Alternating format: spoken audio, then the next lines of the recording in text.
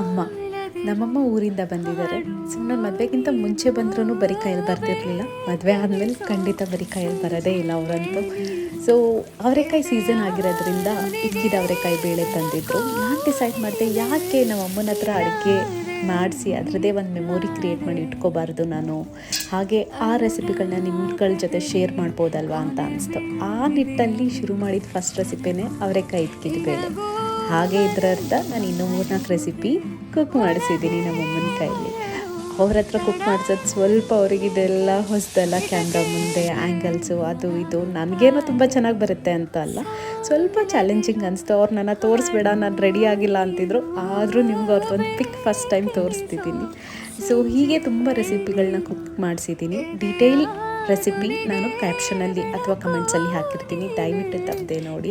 ನೀವು ಕೂಡ ಪುರಿ ಸಾಗು ತಿಂದು ಸೋಮವಾರನ ಶುರು ಮಾಡಿ. ಹಾಗೆ ನಿಮಗೆ